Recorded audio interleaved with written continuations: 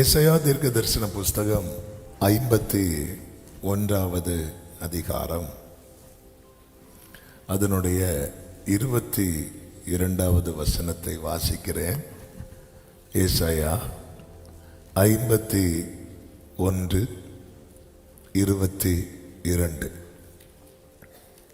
எல்லாரும் எடுத்துக்கொண்டீர்களா?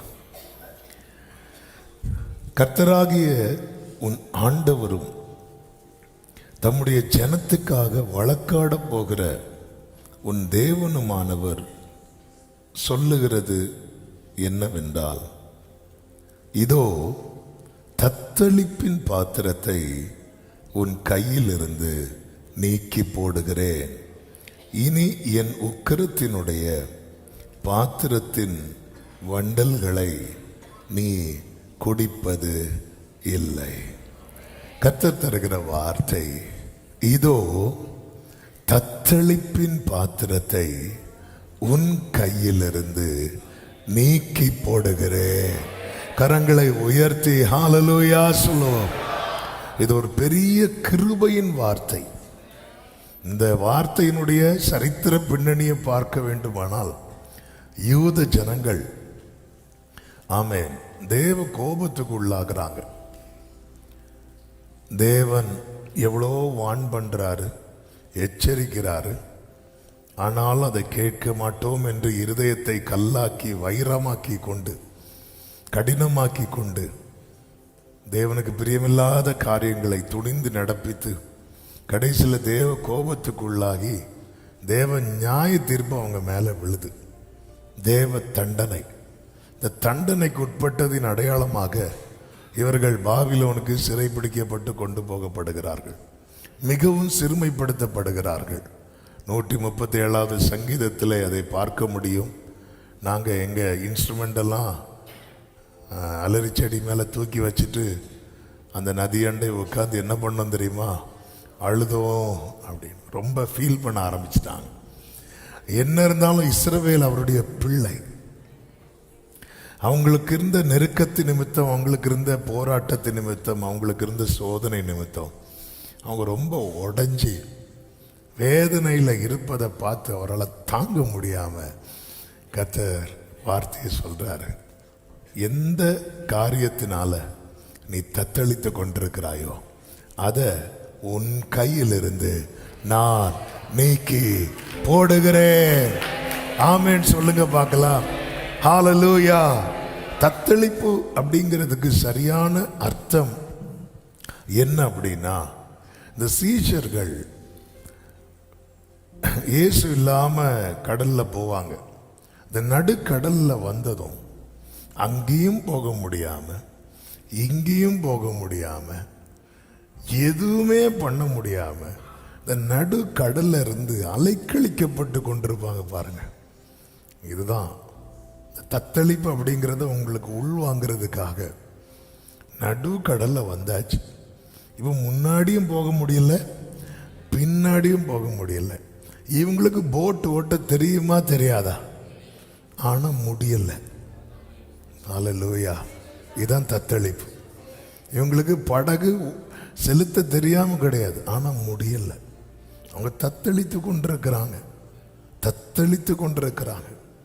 என்ன செய்வதென்று தெரியாது, பயத்தினால் நடுங்குகிற நிலை, மன அமைதி இழந்த நிலை, சோர்ந்து போகிற நிலை, தண்டு வலிக்கிறதில் வருத்தப்படுகிறதை கண்டு அப்படின்னு இருக்கும்.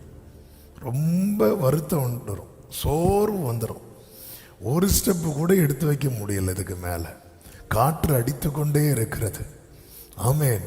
இந்த சூழ்நிலை ரொம்ப தூரம் நம்முடைய வாழ்க்கையில் பயணித்து வந்தது போல நமக்கு ஒரு ஃபீல் இருக்கும்.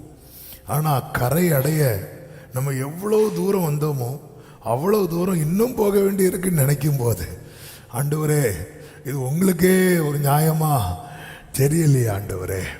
சில நேரத்தில் நம்ம சிறுமைப்படுகிறது, நம்ம சோர்ந்து போகிறது.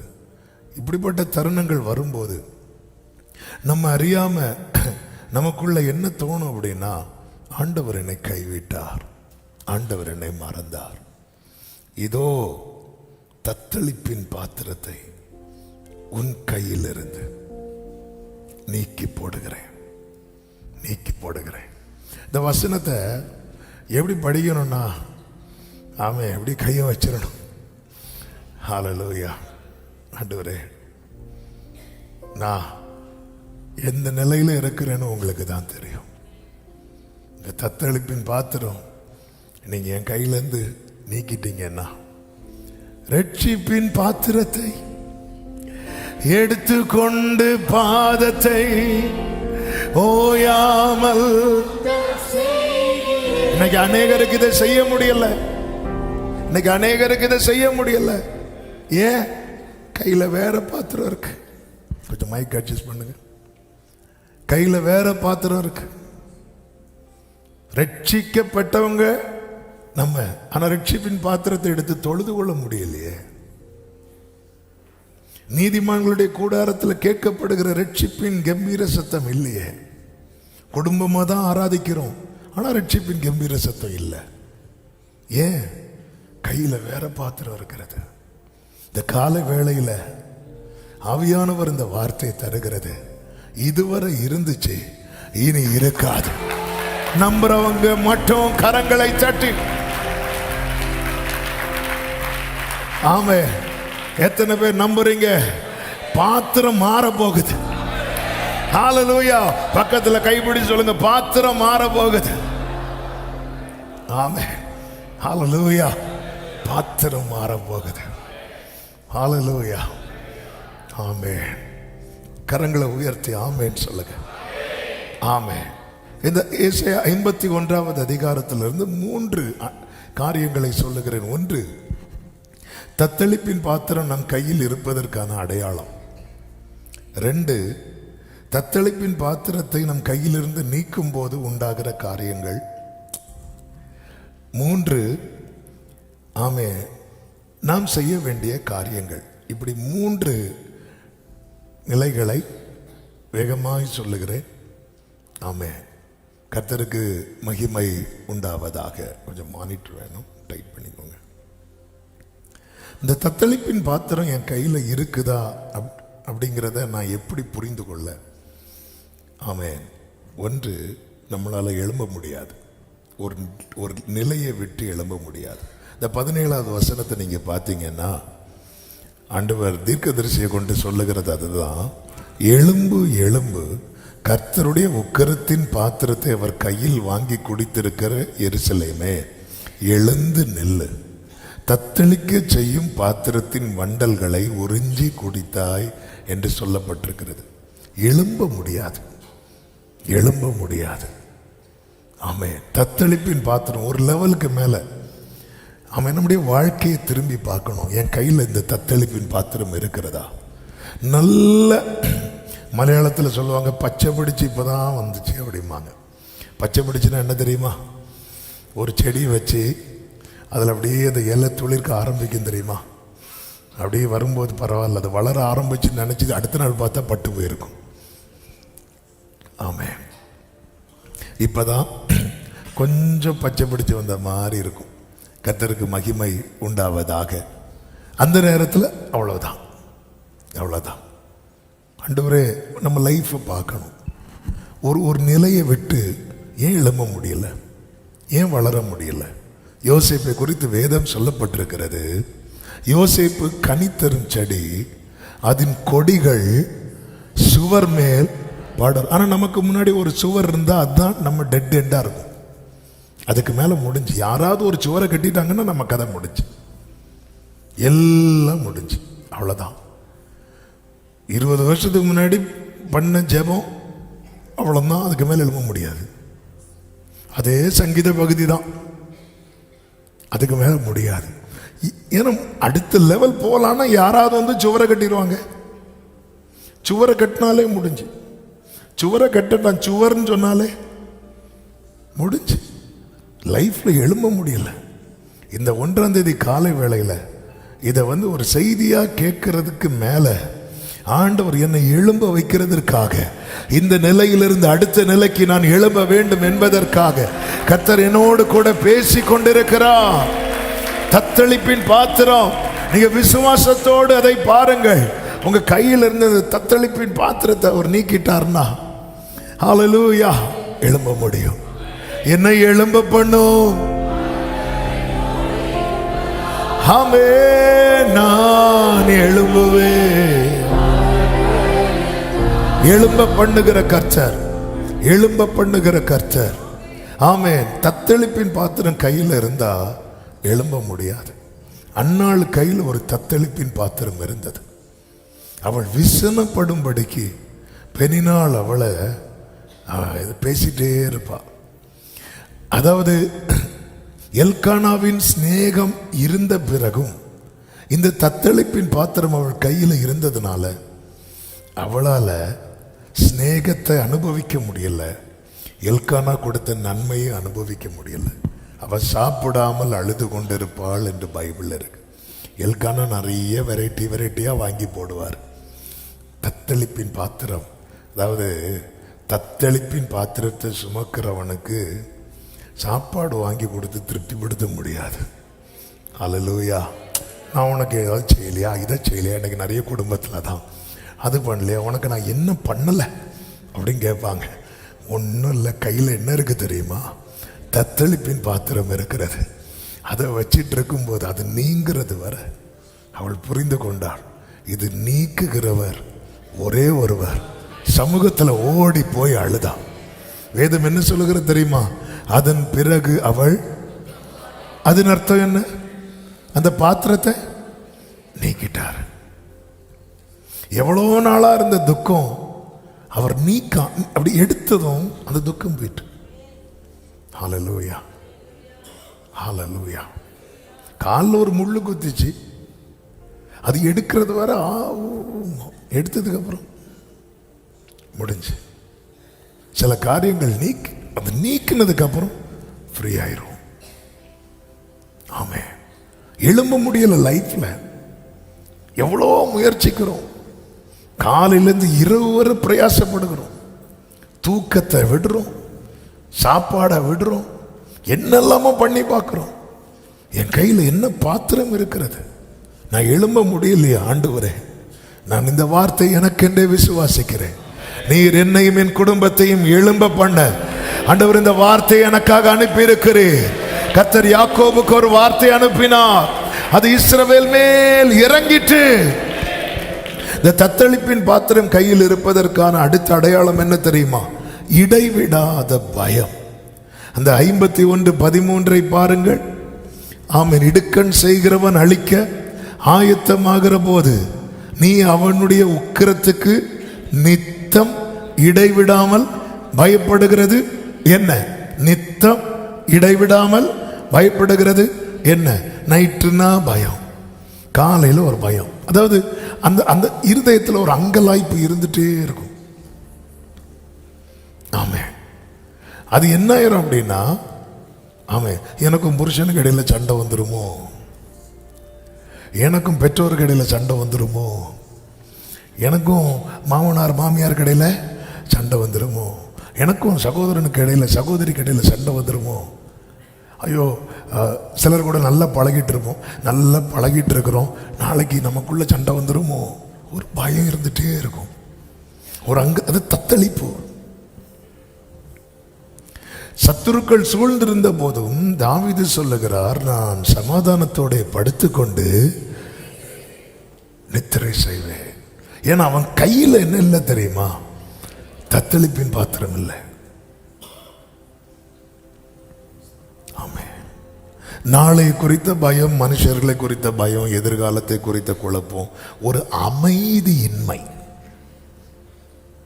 ஒரு சமாதானமே இருக்காது மனசுல. நிம்மதி, சமாதானமே இருக்காது. புரிஞ்சுக்கோங்க, கையில பாத்திரம் வேற இருக்கு. ஆமென். ஹல்லேலூயா. ரட்சிக்கப்பட்ட தேவ பிள்ளையே, தத்தளிப்பின் பாத்திரம் உனக்குரிய பாத்திரம் அல்ல. ரட்சிப்பின் பாத்திரமே உனக்குரிய பாத்திரம். ஆமென். மூன்றாவது நீங்க பாத்தீங்கன்னா, பிரச்சனை மேல பிரச்சனை. ஹல்லேலூயா. பிரச்சனை இல்ல, பிரச்சனை மேல இந்த பிரச்சனை வரும். பிரச்சனை இல்லாம யாருக்கு இருக்கு? ஆமென். பிரச்சனை. இப்போ பாருங்க, விருந்தில் நல்ல சாப்பாடு இருக்கும், சாப்பாடு தீர்ந்துட்டுன்னா பிரச்சனை. எல்லாமே அப்படிதான். நல்லா இருக்கும், பிரச்சனை இல்லாமல் யாரும் கிடையாது. ஆனால் இந்த பிரச்சனை மேலே பிரச்சனை, ஒன்று முடிஞ்சா அடுத்து, அடுத்து முடிஞ்சா அடுத்து. ஹல்லேலூயா. கடந்த நாளில் யாரோ ஒருத்தங்க அவங்க குடும்பத்தில் அடுத்தடுத்து பிரச்சனை, ஒரு வாய்ஸ் நோட் போட்டாங்க. இப்படி நாங்கள் என்னத்தை பண்ணோன்னு தெரில, அடி மேலே அடி விழுந்துட்டே இருக்கு, பிரச்சனை மேலே பிரச்சனை. சரி, அது நம்மளை ஒரு மந்தமாக்கிரும், நம்மளால் கிரகிக்கவே முடியாது, ஏன் எதனாலன்னே புரியாது. இந்த 51வது அதிகாரம் 19வது வசனம், இவ்விரண்டும் உனக்கு சம்பவித்தது, பாழ்கடிப்பு, சங்காரம், பஞ்சம், பட்டயம் வந்தன, யாரை கொண்டு உனக்கு ஆறுதல் செய்வேன்? அப்போ ஒரு காரியம் தெளிவாக இருக்குல்ல, ஏதாவது ஒரு பிரச்சனை 2 பிரச்சனைன்னா நமக்கு சப்போர்ட்டிவாக நிற்கிறதுக்கு 2-3 பேர் இருப்பாங்க. ஆனால் ஒருத்தனுக்கு பிரச்சனை மேலே பிரச்சனை வந்துட்டுன்னு வைங்களேன், யாரை கொண்டு உனக்கு ஆறுதல் செய்ய யாரும் கிடையாது. இப்படி பிரச்சனை மேலே பிரச்சனை வந்த அடுத்தடுத்து துக்கமான செய்தியை கேட்ட ஒரு நபர் பைபிளில் உண்டு. யார் சொல்லுங்க? கரெக்டாக சொன்னீங்க. யாரை கொண்டு ஆறுதல் செய்ய முடியும்? ஆறுதல் சொல்றதுக்கு 4 பேர் வந்தா பாருங்க, அவன் வராமல் இருந்திருந்தா யோபு இன்னும் கொண்டாடப்பட்டிருப்பார். அவன் யாரை கொண்டு ஆறுதல் செய்வேன்? முடியாது. அப்ப இந்த தத்தளிப்பின் பாத்திரம் நீங்கணும். நான் சொன்ன அன்னாள் வாழ்க்கையாகட்டும், யோபு வாழ்க்கையாகட்டும், எங்க வாழ்க்கையில ஒரு நிலை வந்த போது கர்த்தர் அந்த தத்தளிப்பின் பாத்திரத்தை நீக்கினார். அன்னாள் தேவ சமூகத்தில் போய் அழுதார், யோபு தேவ சமூகத்தில் அமர்ந்திருந்து கர்த்தர் சொன்னதை கேட்டான். ஹல்லேலூயா. 4வது, கை கொடுக்க ஒருவரும் இல்லாத நிலை. 18வது வசனம், அவள் பெற்ற புத்திரர் எல்லாரிலும் அவளை நடத்துவார் ஒருவரும் இல்லை, அவள் வளர்த்த குமாரர் எல்லாரிலும் அவளை கை கொடுத்து அழைப்பார் ஒருவரும் இல்லை. கை கொடுக்க, உதவியா நிற்க. ஹல்லேலூயா. ஆமென். ஒவ்வொன்றும் சொல்லும் போதும் ஆமென், ஒவ்வொரு காரியம் தான் ஞாபகத்துக்கு வருகிறது. ஆமென். சில வாரங்களுக்கு முன்பதாக ஒரு சகோதரன் வேதனையோடு, எல்லா உறவுகள் இருக்கிறாங்க, அம்மா இருக்கிறாங்க, அப்பா இருக்கிறாங்க, சகோதரிகள் இருக்கிறாங்க, சகோதரன் இருக்கிறாங்க, ஆனா எங்களை மட்டும் தனியாவே வச்சிருக்கிறாங்க. என்னன்னே புரியலன்னு அப்படி சொல்லி ஒரு தம்பி அழுறான். ஆமாம், நாங்கள் கஷ்டப்படும் போது எங்களை கை கொடுக்கவோ கை பிடித்து தூக்கவோ. பல நேரத்தில் இப்படிப்பட்ட சூழ்நிலையில் அநேகர் கடந்து போவது உண்டு. இப்படிப்பட்ட நிலைமை வரும்போது நாம் நம்மை சுற்றிலும் இருக்கிறவர்களிடத்தில் இவங்க எனக்கு கை கொடுக்கல, இவங்க கை கொடுக்கல, இப்படி நீ சொல்லுவதை விட்டு விட்டு, அப்பா இந்த பாத்திரத்தை மாத்துங்கப்பா. தாவீது சொல்லுவார் அல்லவா, என் வலதுபுறத்தை கண்ணோக்கி பாரும், என்னை அறிவார் ஒருவரும் இல்லை. ஆமென். கை கொடுக்க ஒருவரும் இல்லை. 5வது, இந்த தத்தளிப்பின் பாத்திரம் நம்ம கையில் இருக்கிறது நிமித்தம் நம்ம கூட இருக்கிறவங்களுக்கு பிரச்சனை, உடன் இருப்பவர்களுக்கும் பிரச்சனை. 20வது வசனம், உன் குமாரர் மூர்ச்சித்து விழுந்தார்கள், அவர்கள் வலையிலே சிக்குண்ட கலைமானை போல எல்லா வீதிகளின் முனையிலும் கர்த்தருடைய உக்கிரத்தினாலும் உன் தேவனுடைய கண்டிதத்தினாலும் நிறைந்தவர்களாய் கிடக்கிறார்கள். எருசலேமே, உன் கையில் இந்த தத்தளிப்பின் பாத்திரம் இருக்கிறது நிமித்தம் உன் குடும்பத்துக்கு பிரச்சனை, உன் பிள்ளைகளுக்கு பிரச்சனை. ஆமென். ஹல்லேலூயா. யோபுக்கு சோதனை, யோபுவுக்கு பாதிக்கப்பட்டது யாரு தெரியுமா? யோபுவின் குடும்பம். தத்தளிப்பின் பாத்திரம் என் கையில் இருக்கிறது வரைக்கும் என்னை சார்ந்து இருக்கிறவர்களுக்கும் பிரச்சனை, என்னை சுற்றிலும் இருக்கிறவர்களுக்கும் பிரச்சனை. இந்த காலை வேளையில் ஒரு தேவ பிள்ளை இதை புரிந்து கொண்டு, ஆமென், இந்த ஜூன் மாதம் 2026 ஜூன் மாதம் 1ஆம் தேதி காலை நேரத்தில் ஆவியானவர் இந்த சத்தத்தை கேட்க பண்ணுகிறார் என்றால் அவர் ஒரு பெரிய பிரேக் த்ரூ உங்க லைஃப்ல செய்ய விரும்புகிறார்.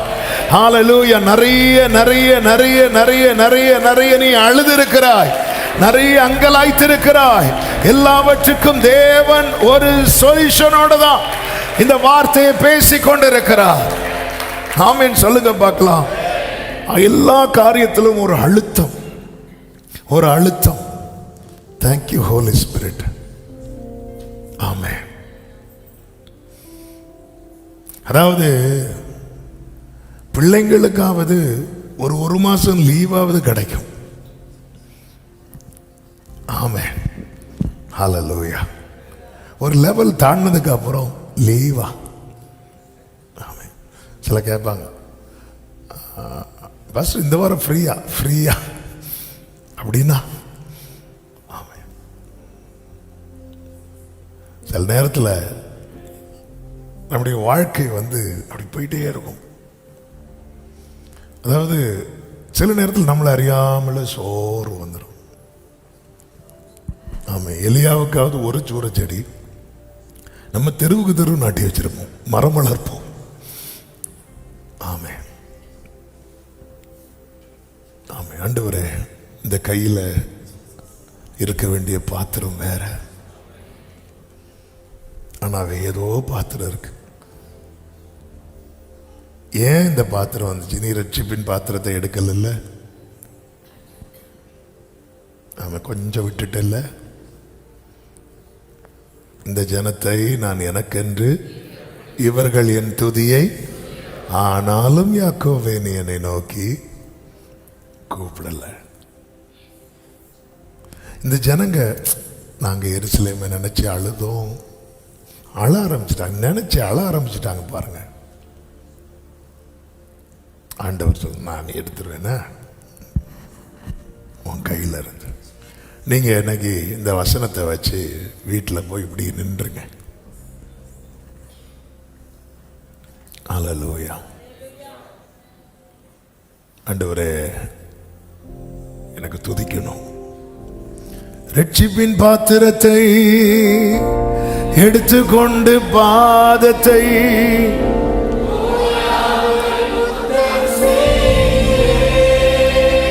க்ளோரி, ரட்சிப்பின்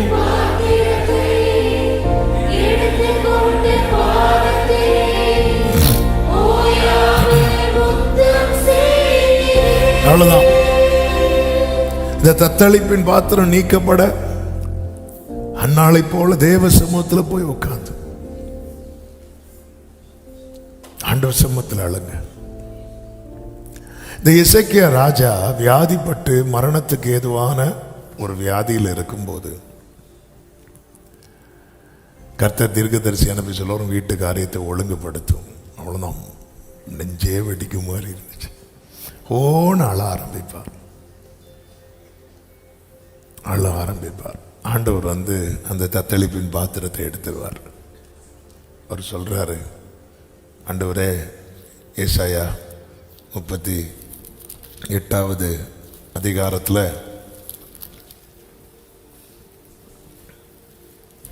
19வது வசனம், நான் இன்று செய்கிறது போல உயிரோடு இருக்கிறவனே உம்மை துதிப்பான்.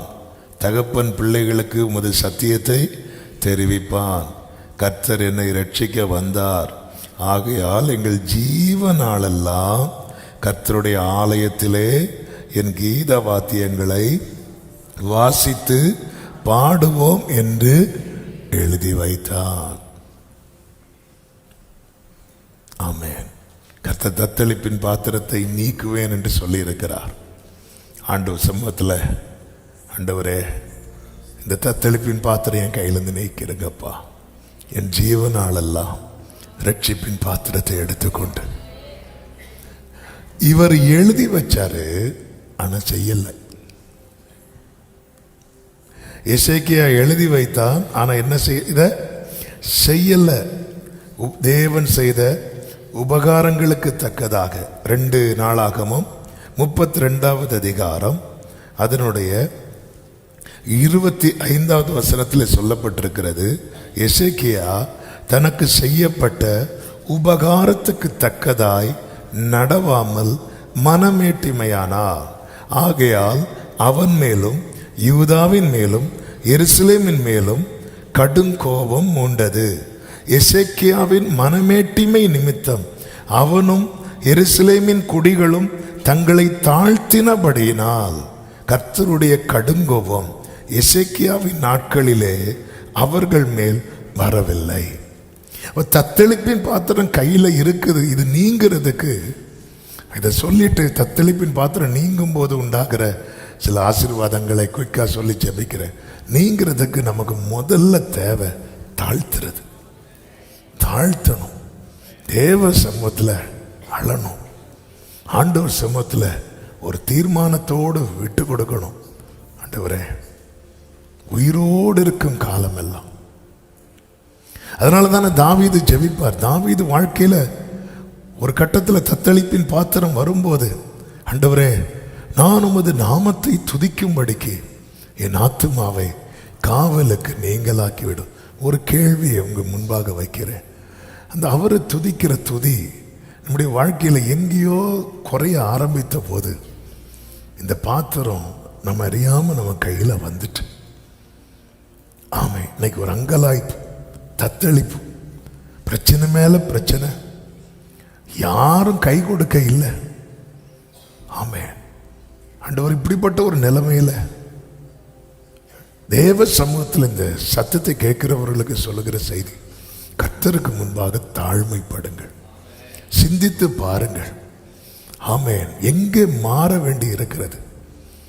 ஆமேன். ஆனாலும் யாக்கோபே, நீ என்னை நோக்கி கூப்பிடவில்லை, நீ என்னை குறித்து மனஞ்சலித்து போனாய், உன் அடையாளத்தையே மறந்திருக்கிற, நீ எதற்காக ஏற்படுத்தப்பட்டிருக்கிறாய் என்பதையே மறந்து வாழ்ந்து கொண்டிருக்கிறாய்.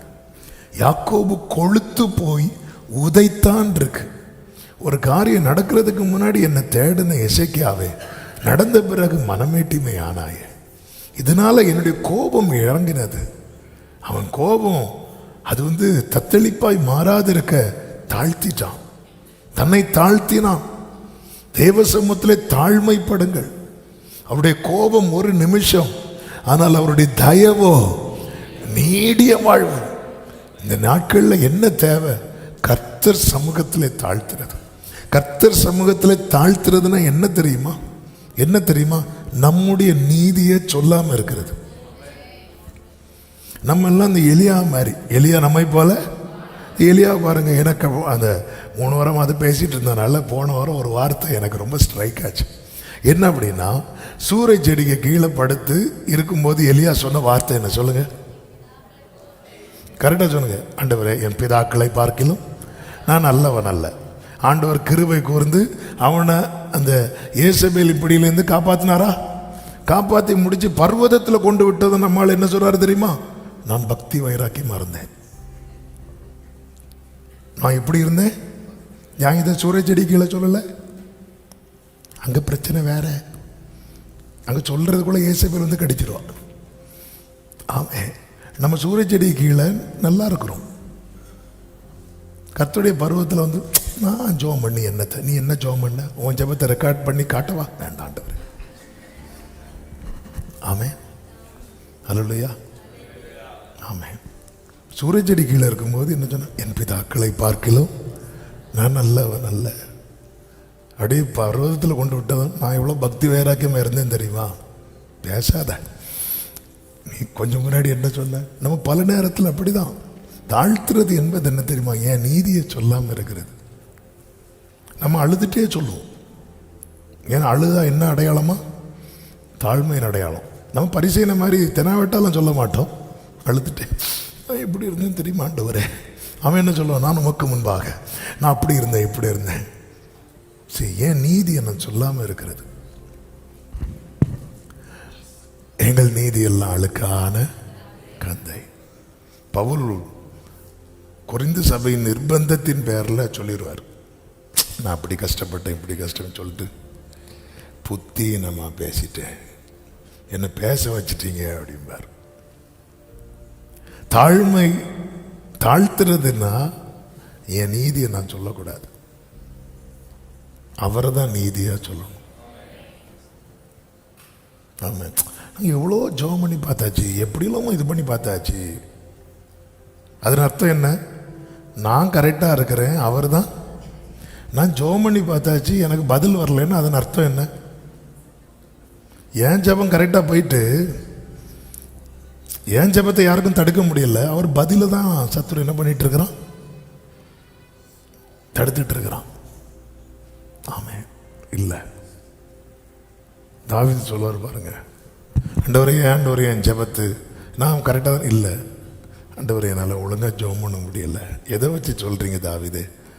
என் விண்ணப்பம் என் மடியிலே திரும்ப வந்தது. அதன் அர்த்தம் என்ன? போய் ரீச்சே ஆகலையே, தன்னை தாழ்த்துகிறான். தாழ்த்துங்கள். கர்த்தர் தத்தளிப்பின் பாத்திரத்தை உங்க கையிலிருந்து நீக்கி போடுவா. தத்தளிப்பின் பாத்திரம் நீக்கப்படும் போது உண்டாகிற ஆமென் 3 காரியங்களை நான் சொல்லி ஜெபிக்க விரும்புகிறேன். ஒன்று அநேக காரியங்களுக்கு முற்றுப்புள்ளி வைக்கப்படும். தவிப்புக்கு, கண்ணீருக்கு, தண்டனைக்கு, சிறுமைக்கு, நஷ்டத்திற்கு. அந்த 22வது வசனத்தில் அப்படிதான் சொல்லப்பட்டிருக்கிறது. ஆமென். இனி என் உக்கிரத்தினுடைய பாத்திரத்தின் வண்டல்களை நீ குடிப்பது இல்லை. அநேக காரியங்களுக்கு ஆமென். இந்த தத்தளிப்பின் பாத்திரம் நம்முடைய கையிலிருந்து கர்த்தர் நீக்கும் போது ஆமென், இதுவரை சந்தித்து வேதனைப்பட்டு துக்கப்பட்ட அநேக காரியங்களுக்கு எத்தனை பேர் நம்புறீங்க? இந்த ஜூன் மாதத்தில் கர்த்தர் இந்த வார்த்தையை தந்திருக்கிறார் என்றால் அநேக வேதனையான காரியங்களுக்கு கர்த்தர் முற்றுப்புள்ளி வைக்க போகிறார். நம்புறவங்க நல்ல கரங்களை தட்டி. இரண்டாவது தத்தளிப்பின் பாத்திரம் கையிலிருந்து நீக்கப்படும் போது உன் கை உன் விரோதிகள் மேல் உயரும். ஆமென். அதனுடைய 23வது வசனத்தை பாருங்கள். 22ல சொல்றார், தத்தளிப்பின் பாத்திரத்தை உன் கையிலிருந்து நீக்கி போடுகிறேன். 23 உன்னை நோக்கி நாங்கள் கடந்து போகும்படிக்கு குனி என்று சொல்லி கடந்து போகிறவர்களுக்கு நீ உன் முதுகை தரையும் வீதியுமாக்கும்படி உன்னை சஞ்சலப்படுத்தினவர்களின் கையில் அதை கொடுப்பேன் என்றார். ஹல்லேலூயா. ஒருத்தன் தத்தளிப்பின், அதான் சங்கீதம் 66 நினைக்கிறேன், அதுல தாவீது சொல்லுவார் அல்லவா, மனுஷரை எங்கள் தலையின் மேல். ஆமே. நம்ம தவறு எங்கே கீழே விழுந்துட்டோன்னு வைங்களேன், மிதின்னு மிதிச்சிருவாங்க. இதான் உலகம். ஒரு சின்ன காரியம் நம்மளை பத்தி ஒரு 4 பேருக்கு தெரிய வந்துட்டு அவ்வளவுதான். கீழே இருந்து ஒருத்தங்க ஏசப்பா, அவ்வளவுதான். ஆமென். மிதின்னு போட்டு மிதிச்சிருவாங்க. எவனை தெரியுமா, அவ்வளோ தெரியுமா, அப்படி இப்படி மீதி.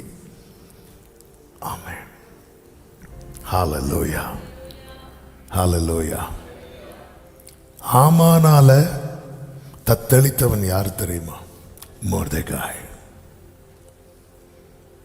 ஆண்டவர் அப்படியே பாத்திரத்தை மாத்துறார். நாம தத்தளிக்கிறது பிரச்சனை இல்லை. நம்மளால இன்னொருத்தங்க என்ன செய்யக்கூடாது? தத்தளிச்சிட்டு இருக்கு. நம்மளால இன்னொருத்தங்க இந்த தத்தளிப்புக்குள்ள இருக்கிறாங்கன்னா பாத்திரம் மாறும். இனி ஆமேன்னு வராது. ஆமே. பைபிள் சொல்லுகிறது, எஸ்தர் 6வது அதிகாரம் 12வது வசனத்துல, பின்பு மொர்தெகாய் ராஜாவின் அரண்மனை வாசலுக்கு திரும்பி வந்தான். ஆமானோவென்றால் சஞ்சலப்பட்டு முக்காடிட்டு கொண்டு தன் வீட்டுக்கு தீவிரத்து போனான். ஆமென். அப்படியே மாறுது. உன் கை உன் விரோதிகள் மேல் உயரும். 3வது, எழும்ப முடியாத நிலையில் இருந்தெல்லாம் எழும்ப முடியும். 14வது வசனத்தை பாருங்கள். சிறைப்பட்டு போனவன் தீவிரமாய் விடுதலை ஆவான். அவன் கிடங்கிலே சாவதும் இல்லை, அவனுடைய அப்பம் குறைவு படுவதோ இல்லை. சத்தமா ஆமென் சொல்லுவோமா? இந்த தத்தளிப்பின் பாத்திரம் நீங்கட்டும்.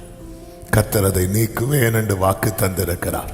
ஆண்டவர் சமூகத்தில் ஜெபிக்கலாமா?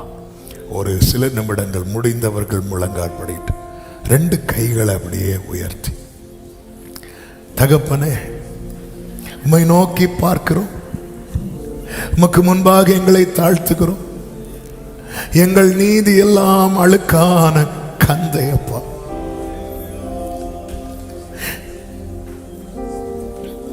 நாங்க எங்க சுயத்தை எங்கேயோ சார்ந்திருக்க ஆரம்பிச்சிட்டோம், பாத்திரம் மாறிட்டு.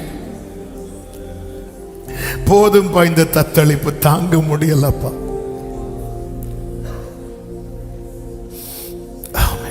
கடந்த மாசம் எதுக்காவது நீங்க ரொம்ப அழுது இருக்கிறீங்களா?